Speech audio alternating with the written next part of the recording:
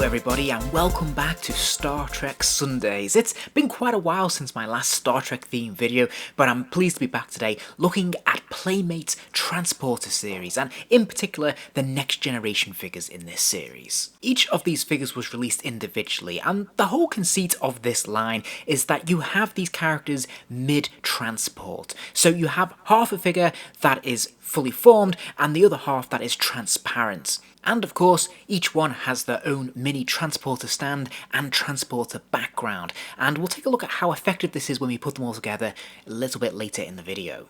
But as you can see, the next generation line of these Transporter series figures focused on 5 key members of the crew. We have of course Captain Picard, Commander Riker, Lieutenant Worf, Lieutenant Commander Data, and Geordi LaForge. Now, Playmates were very fond of releasing exclusive characters to certain stores such as Target in the US for their Star Trek line, and the Transporter series was no exception. But whilst they advertised that there was going to be a Deanna Troi and a Reg Barclay included as part of this series, I've never seen any evidence that they were ever actually released. I can't find any photos, and I can't find any examples of any anywhere online. So with all of that being said, let's start off by taking a look at the packaging. Now of course the packaging is pretty much uniform for all of the figures in this line, but it's quite nice and attractive. Now it's unusual for figures at this time which were released on that sort of standard single carded blister packaging that we used to get.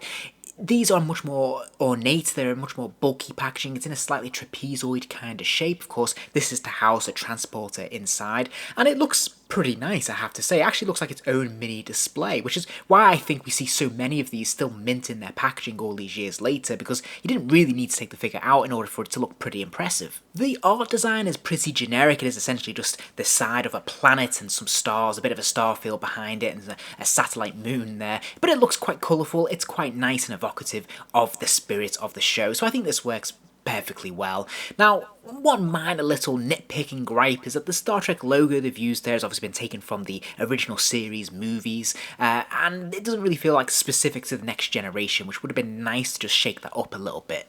Now, as I said, this is quite chunky packaging, so we have actually quite a sizable area on this side panel here, which they've not really done an awful lot with. It still looks fairly nice, although I have to admit the placement of the Star Trek logo there just looks a little off-center, a bit strange.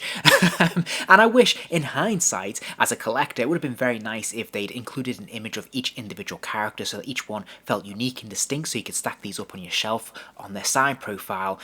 But, you know, hindsight is 2020, and certainly when I was a child, first looking at these figures, I didn't care about such things, and I'm sure Playmates weren't too worried about that either.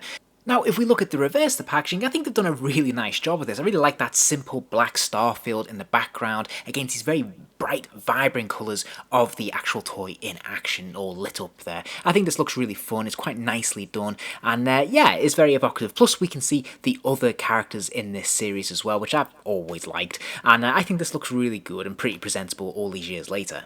So let's take a closer look at the figures, and I'm going to start off with the good Captain Picard.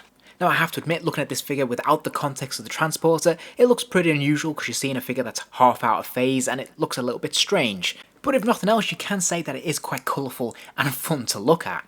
I think it's pretty interesting the costumes they've decided to place these characters in are from their sort of Star Trek Generations era, which they only wore in that one movie. And that's kind of a transitional movie because they wear 2 types of costume in that film, and then after that of course they went into their sort of grey suits that we see from First Contact onwards. So this is a very brief, very specific era where we see these characters in these costumes, and what's particularly interesting is that they released these figures in 1998, I believe, so this is sometime after the release of First Contact. So this feels kind of retro even for the time in which they were released, which is an unusual choice. So I'm not quite sure what the thinking was here, but hey, it certainly doesn't hurt these figures in any way, shape or form. I just thought it was interesting to note. Looking at the head sculpt, this is clearly recycled from their other 5-inch scale Captain Picard figures that we've seen multiple times from Playmates in this line. So there's nothing actually inherently wrong with this. I think this is actually a pretty good likeness. I've always been quite fond of it. It's always done the job as far as I'm concerned. It's not super sharp, but it's actually pretty good for this scale, and I think it actually captures the likeness of Patrick Stewart very, very well. My only real gripe with this head sculpt is more to do with the paint taps. First and foremost, these figures tend to be quite shiny. They use a very shiny, very reflective plastic, so you get a lot of gleam on their faces, for example. But really, my issue is around those paint taps. As you can see on his eyebrows, they are very thick and very dark, which seems a little excessive. But again, I'm willing to overlook that. What really stands out to me though, and I'm not sure why they would do this for Captain Picard, and they seem to do it across a number of different figures in different scales for Captain Picard, but they seem to give him this lipstick, this very pale, luminous lipstick, and I'm not sure why, because they don't do this with some of the other characters in this line, so I'm not sure why they're always picking on Picard, but it always strikes me and it always jumps out at me and looks a little bit strange.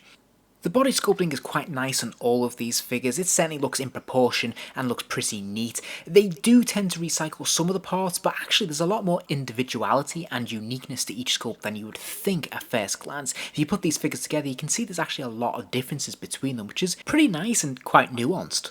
Of course, the bottom half of these figures are moulded in a translucent plastic. They have little sprinkles of glitter all over the legs to recreate that transporter effect, and the moulded plastic they've used matches the colour of the tops of their shoulders. Again, to further recreate the effect of transporting, which I really like this. I think this works quite well. It's quite a clever way of approaching it.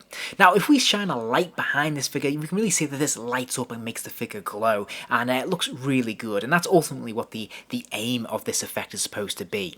Okay, so the 7 points of articulation, it is the same on every single figure, so I'll just run through it the ones here. There's a swivel at the top of the neck, allowing the head to move from side to side. There's a swivel at the shoulder, allowing the arm to lift up and out. There's a bicep swivel as well, allowing you to turn the arm around. And then, of course, there is a single hinge at the elbow there, allowing you to lift that arm up.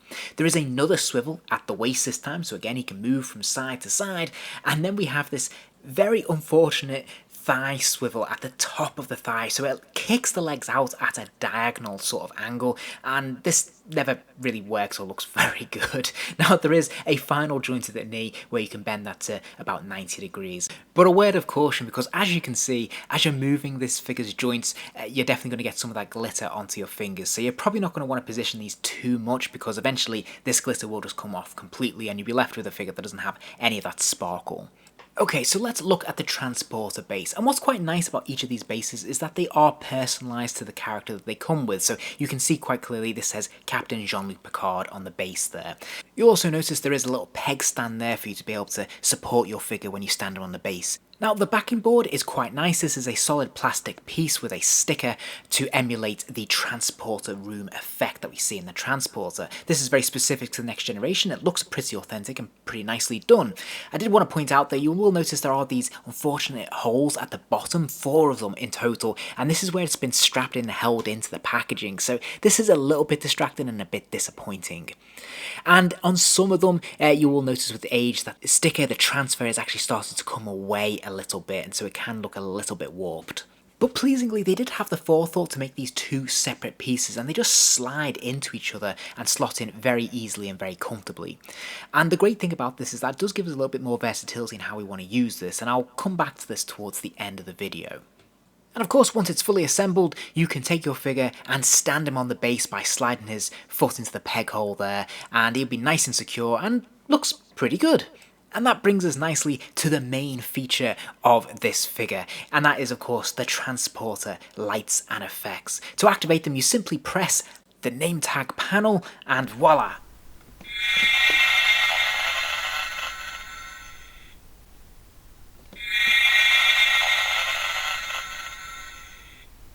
I really love this. I think it's very, very effective. I love that authentic sound and the light up effect of the bass. I think it's really, really fun and makes this toy something pretty special. I'm also extra gratified to learn that this takes 2 AAA batteries rather than any of those lithium batteries, which can be pretty difficult to track down and swap out. So let's take a look at some of the other figures in this lineup. We have Commander Riker, and thankfully he is sporting a brand new body mould. This is much more effective than the initial release that we had of Commander Riker, which is definitely contorted into certain positions and a little bit more exaggerated. This works much better to have him in a more standard neutral pose. Once again, the likeness, whilst a little soft, is pretty good, I think, for this scale, and I quite like this. I think this is pretty serviceable, though interestingly, mine does seem to be missing the top of the moustache. There's a little bit of a gap there, which I don't believe Riker ever sported. So I'm not quite sure what happened here, but other than that, this is still a pretty decent likeness and a pretty good sculpt all round. And once again, clearly, the translucent plastic is moulded out of that purple because, of course, he has those red shoulder pads there, so it emulates that effect of him phasing out from one place to another. Next up, we have Data, and although the body mould seems to be very similar to the Commander Riker, obviously very different colourings here, and this is where we can see the first of the yellow shoulder pads and the first of the yellow translucent plastic, and I think the yellow works a lot better, actually, than the purple. It's a lot brighter and more colourful. Now, in terms of Data's likeness, this is less strong. Now, the sculpt itself isn't bad. Again, it's all about the paint apps, really. As you can see on mine, it's been that rather unfortunate error where that eye just doesn't look quite right, does it, on the left there? It looks a little bit, odd.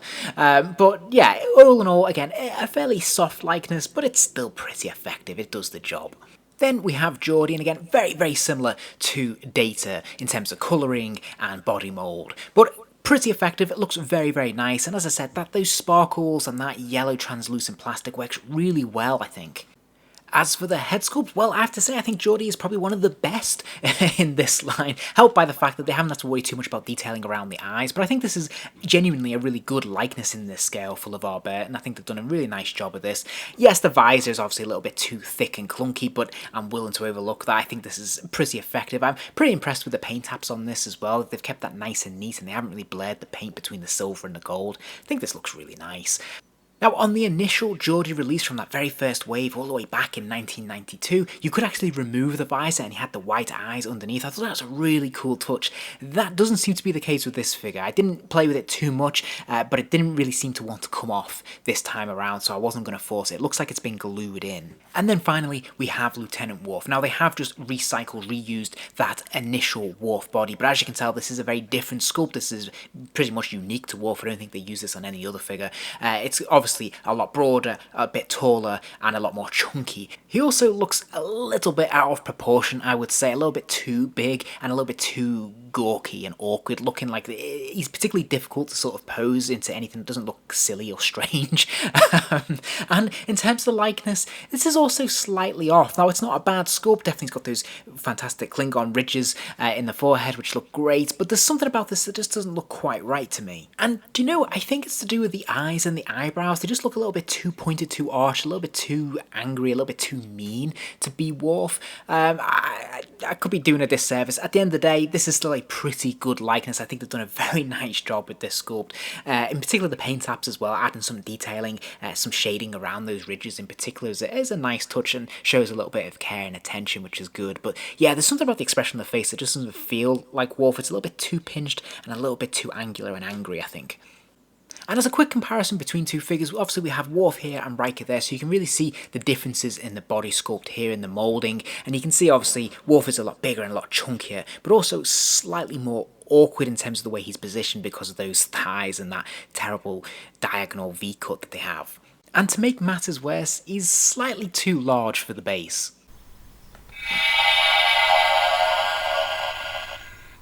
And whilst we're talking about the bases, they are a little bit clunky, and because they're round, they don't really stand together very neatly if you want to recreate the transporter room. So if you stand them side by side, you'll see there's these huge gaps between them. So what you need to do is you have to kind of arc them together behind each other so that they kind of create the effect of being in one place.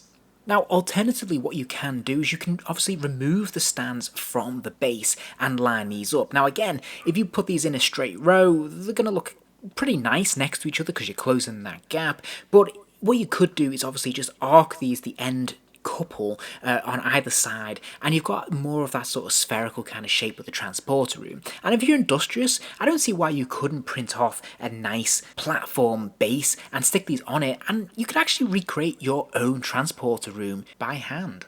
And to be honest, no matter how you slice it, this is a pretty nice set. I think these figures are kind of fun. Yes, they're quite simplistic for the time and their scale, but I really think this is a really novel approach, and I really think it's actually quite effective. I really like that we have the opportunity here to kind of work with that background and perhaps create our own transporter room, but even if we just take it at face value and use the ones that we have, I really love this effect of the lights and sounds.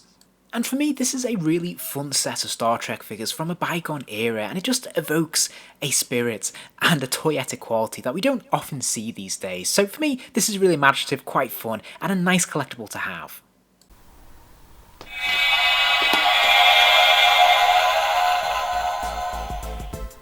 If you enjoyed this video, please do give it a like, and remember to subscribe as there'll be plenty more videos soon.